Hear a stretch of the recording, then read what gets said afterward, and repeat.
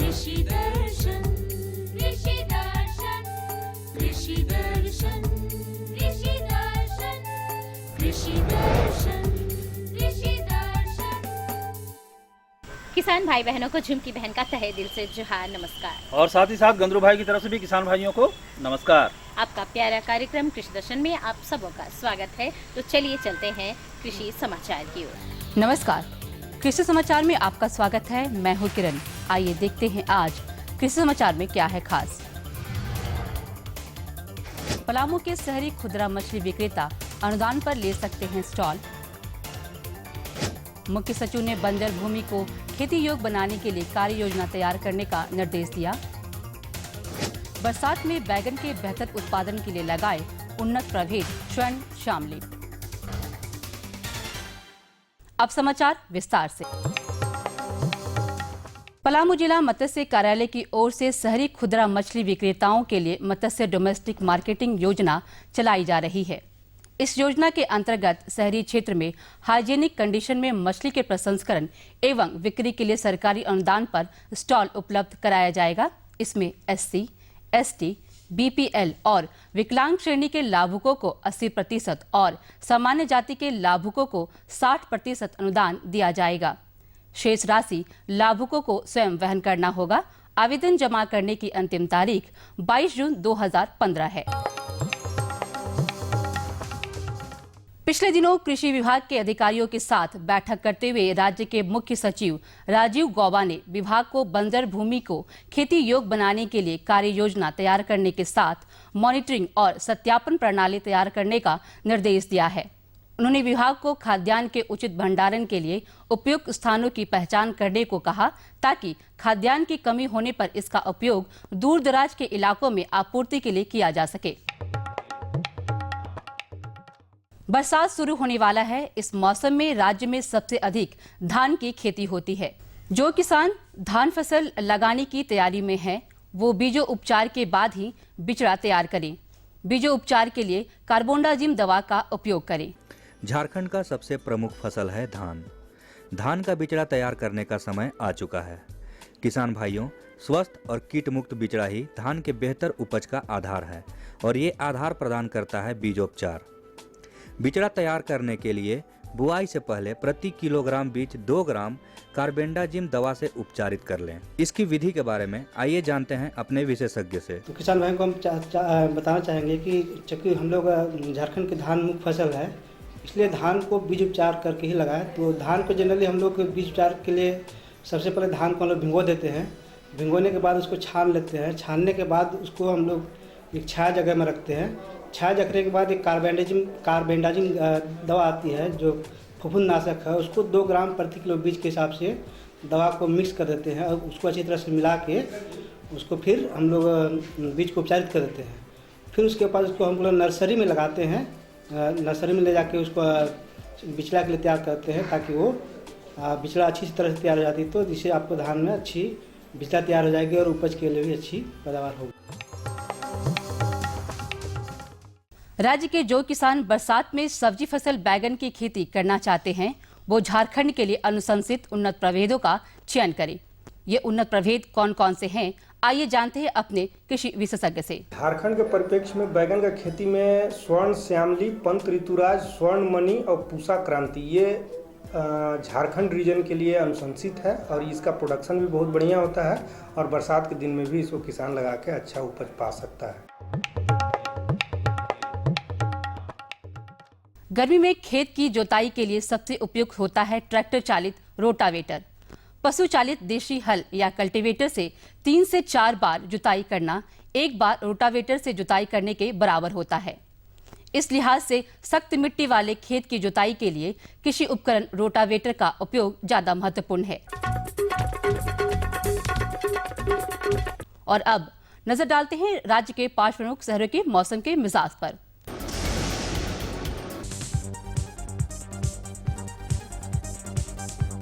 आज राज्य के 5 प्रमुख नगरों के अधिकतम और न्यूनतम तापमान कुछ इस प्रकार दर्ज किए गए।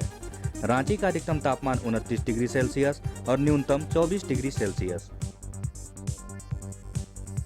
जमशेदपुर का अधिकतम तापमान 32 डिग्री सेल्सियस और न्यूनतम 25 डिग्री सेल्सियस। मेदिनीनगर का अधिकतम तापमान 33 डिग्री सेल्सियस और न्यूनतम 26 डिग्री सेल्सियस। देवघर का अधिकतम तापमान 31 डिग्री सेल्सियस और न्यूनतम 24 डिग्री सेल्सियस। वहीं धनबाद का अधिकतम तापमान 30 डिग्री सेल्सियस और न्यूनतम 24 डिग्री सेल्सियस दर्ज किया गया।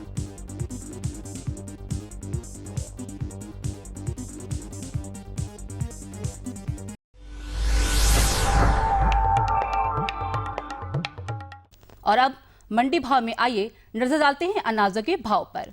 आज कृषि उत्पाद बाजार समिति पंडरा रांची में विभिन्न खाद्यान्नों के थोक भाव कुछ इस प्रकार दर्ज किए गए।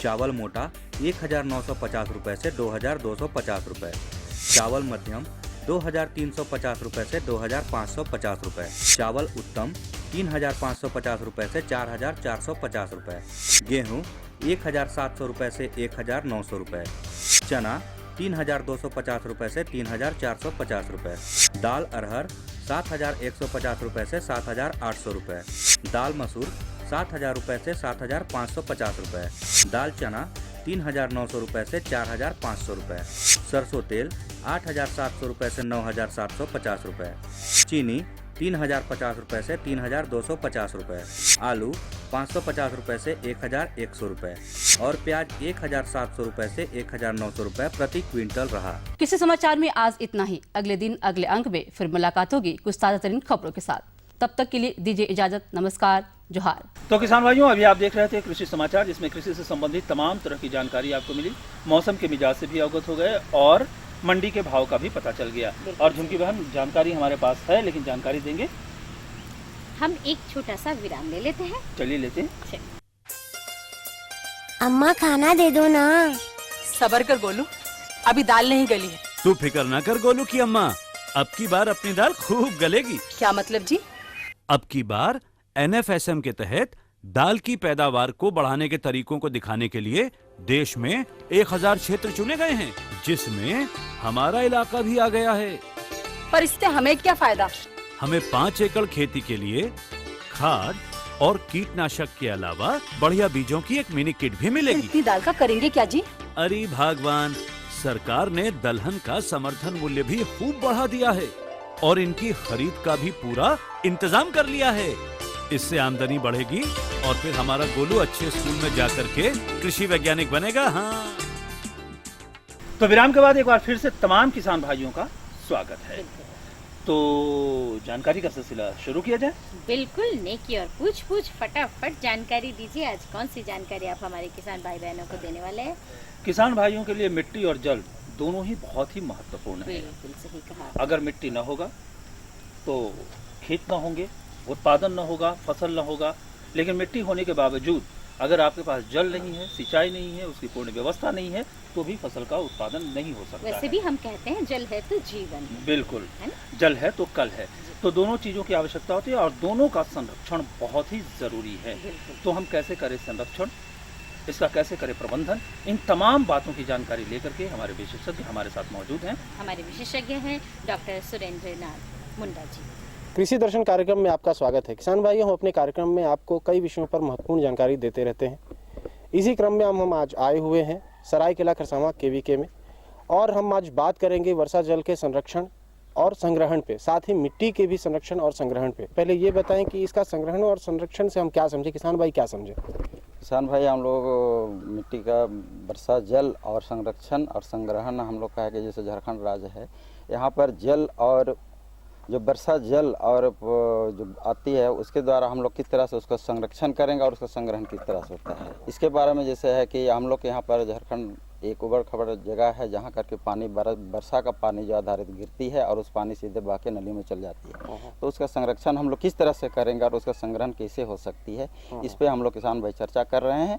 और ये है कि जैसे वर्षा का जल जो पानी गिरती है वो यहाँ गिर जाती है, उस पानी को हम कैसे उसको रोकें और किस तरह से उसके यहाँ के ज़मीन पे हम उस पानी को नमी को बरकरार रखने के लिए हम पानी का संग्रहण कर सकते हैं। हम लोग के यहाँ पर 14,000 मिलियन क्यूबिक मीटर बारिश होती है, जो कि हम यहाँ पर उसका 1100 बिलियन क्यूबिक मीटर पानी को हम लोग यूज करते हैं। और शेष पानी जितना भी रहती है सब नदी नालों होते हुए समुद्र की ओर चल जाती है, जिसके कारण यहाँ पर हम लोग पानी का किल्लत होती है और उस चीज़ का हम लोग संरक्षण नहीं कर पा रहे हैं। उसके संरक्षण करने के कुछ अलग अलग तरीके हैं जो उसको हम लोग जी हम तरीकों पे ही बात करेंगे। तो उसके जो वर्षा जल संरक्षण की आप बात कर रहे हैं सर, तो झारखंड में आमतौर पे देखा जाता है कि जो पथरीली जगह है और एक ही फसल पे लोग केंद्रित रहते हैं वर्षा जल पे, तो कौन कौन से ऐसे तरीके हैं जो कि बरसात के बाद भी वो खेती कर सकें? यहाँ पर वर्षा का जल के आधार पर ही आधारित हैं यहाँ के किसान भाइयों।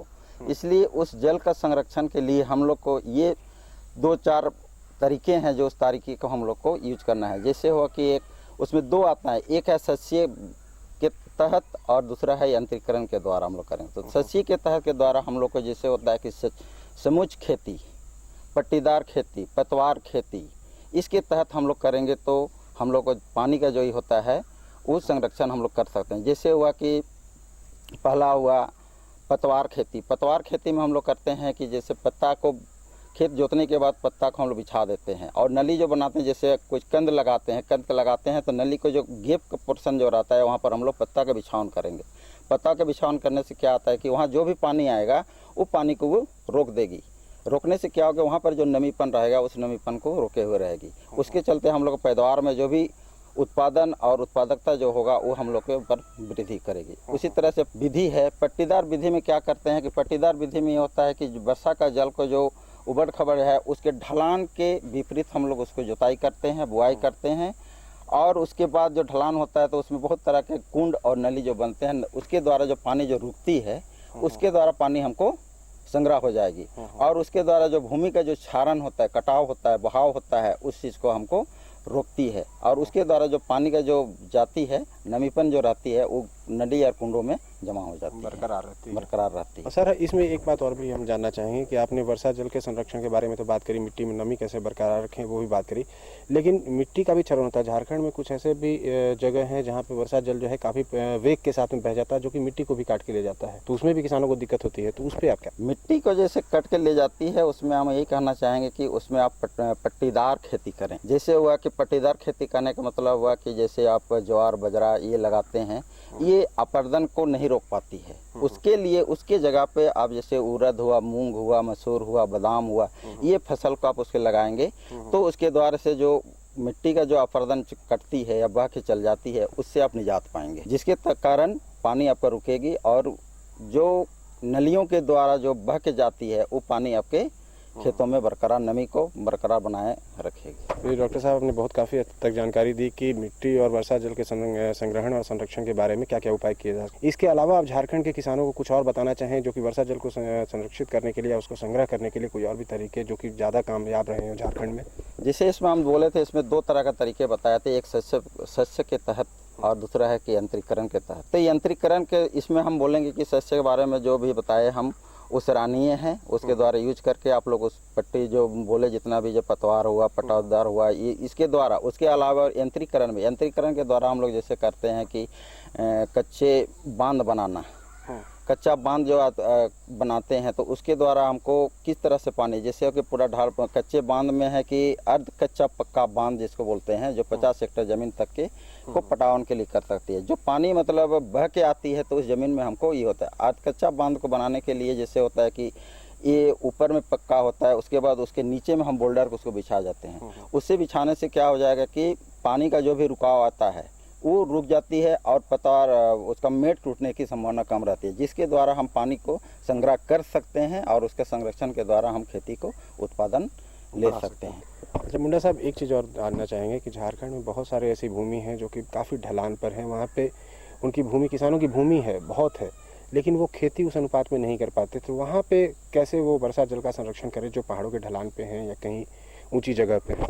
हम लोग का झारखंड पठारी एरिया है किसान भाइयों, इसलिए हम लोग उस एरिया में हम लोग 1 हेक्टेयर ज़मीन के लिए हम लोग जो करते हैं उसमें एक तालाब का निर्माण करेंगे जिसका ऊंचाई कम से कम 3 फीट ऊंचा होना चाहिए और 3 फीट ऊंचाई में जो पानी संग्रह होता है उस पानी को हम लोग यूज कर सकते हैं।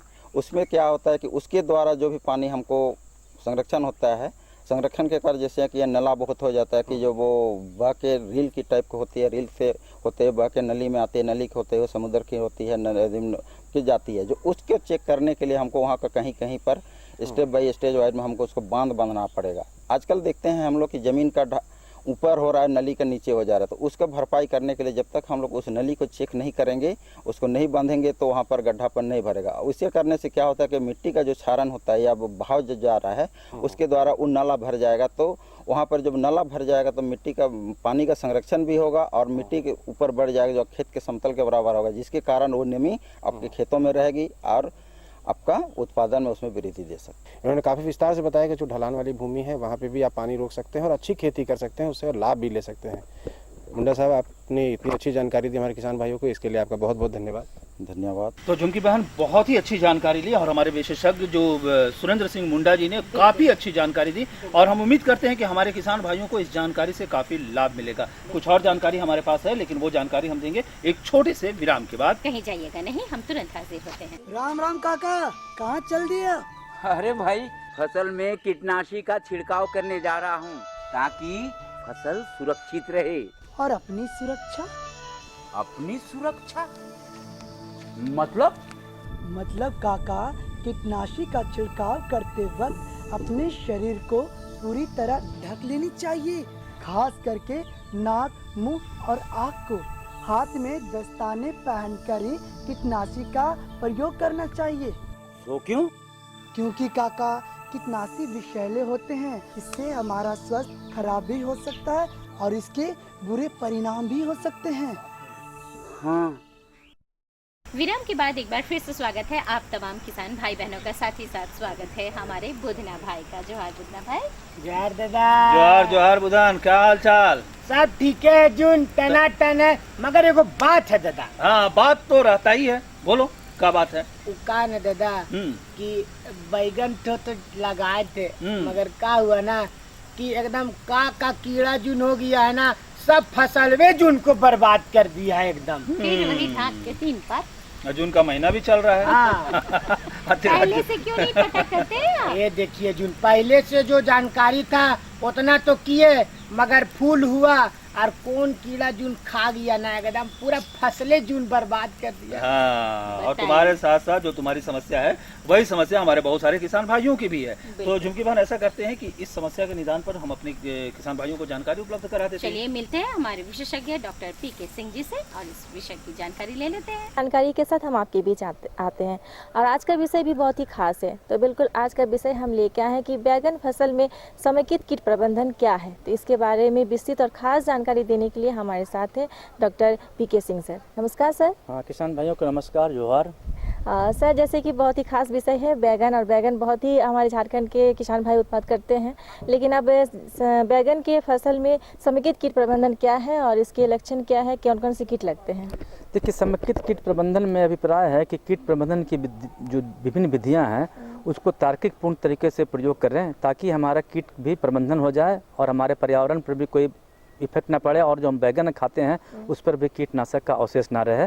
तो मतलब कहने का मतलब है इस तरह से खेती करें हम लोग ताकि हमारा जो पर्यावरण स्वस्थ रहे, क्रॉप भी स्वस्थ रहे, हमारा बैगन खाने के बाद हमारा स्वास्थ्य भी स्वस्थ रहे। तो यही है, क्योंकि बीज बोने से लेकर फसल के तैयार होने तक विभिन्न विधियों को, विभिन्न तकनीकों को तार्किक पूर्ण तरीके से प्रयोग करके अपनाना ही समेकित कीट प्रबंधन है। और डॉक्टर साहब, हमारे किसान भाई अब ये जानना चाहेंगे कौन कौन से कीट मुख्य रूप से लगते हैं बैगन में पाए जाते हैं और झारखंड के किसान भाई को किन किन दिक्कतों का सामना करना पड़ता है? देखिए, बैगन एक ऐसी फसल है कि यहाँ भी सालों भर होती है और सालों भर जब कोई फसल को लगाते हैं तो कीट भी की भी तीव्रता बढ़ जाती है और ख़ास करके जब से संकर किस्म की वैरायटियाँ आ गई बैगन में उस समय से लेकर कीट और व्याधियों का प्रकोप ज़्यादा होने लगा है। और यहाँ झारखंड राज्य के प्रदेश में लोग देखते हैं कि खास करके 2-3 तरह के कीड़े जो हैं बहुत ही नुकसान पहुँचाते हैं। पहले तो हैं पत्तियों से मुलायम, त्वचा से, फूलों से रस चूसने वाले कीड़े। कुछ कीड़े भी होते हैं जो पत्तियों को खा जाते हैं।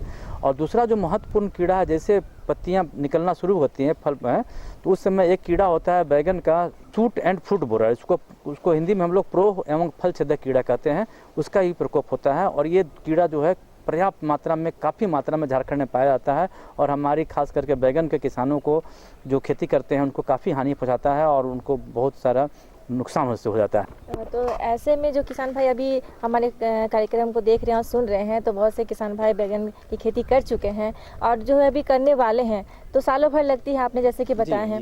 तो पहले ही जैसे लगाएं उसके समय भी कौन कौन से खास ध्यान रखिए, और जब अभी लगे हुए हैं उनके लिए क्या करें? देखिए, जैसे जो किसान भाई अभी बैगन को लगाने जा रहे हैं, तो जो बैगन के जो बीज को गिराएंगे तो उसको थोड़े से ऊंचाई से अपना क्यारी बनाएं, उसमें डालें, और डालने के पास अगर किसान भाई के पास संभव हो तो एक नायलॉन का नेट से जो नर्सरी है उसको ढक दें, क्योंकि इसी समय जैसे पौधा तैयार होता है ना, तो उसी समय आ जाता है कीड़ा और उस पर अंडे दे देता है। अंडे देने से उसके सुंडी मतलब उसके बैगन के नर्सरी में भी रहती है, और जो बैगन को मूल फसल में लगाने जाते हैं हम लोग, तो उससे काफ़ी नुकसान पड़ता है।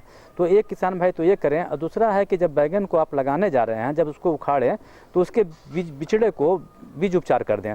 ऐसा कर देने से काफ़ी लाभ होगा। उसके लिए बहुत ही आसान तरीका है, बहुत कम मात्रा में दवा की जरूरत पड़ती है। इमिडाक्लोरोपिड है, उसके 3 मिलीलीटर मात्रा को 1 लीटर पानी में मिला करके घोल बना लें, और बिछड़े को लगाने के पूर्व उसको कम से कम 3 घंटे तक उसमें डुबो कर रखें उसके जड़ को। इससे ये होगा कि बहुत सारे जो कीड़े जो शुरू की अवस्था में आती है वो मतलब उसका प्रकोप नहीं होता है। और दूसरा महत्वपूर्ण बात यह है कि जब आप बैगन लगाने जिस खेत में जा रहे हैं, तो वहाँ पर भी अगर हम लोग ध्यान रखें तो काफ़ी उससे लाभ होता है। जब मूल खेत में बैगन लगाने जा रहे हैं तो नीम की खल्ली उसकी जो है 250 किलो प्रति हेक्टेयर के हिसाब से उसका प्रयोग करें। जहाँ पर बैगन का थल्ला बनाते हैं उसमें थोड़ा थोड़ा उसको डालते चले जाएं, और उसके बाद ही बैगन को लगाएं। ऐसा कर देने से काफ़ी जो भूमि में कीड़े लगते हैं उसका ही नियंत्रण हो जाता है। अब रही बात, जब किसान भाई फसल को लगा देते हैं उस समय देखिए तो कभी कभी रस चूसने वाले कीड़े आ जाते हैं और वो काफ़ी नुकसान पहुंचाते हैं।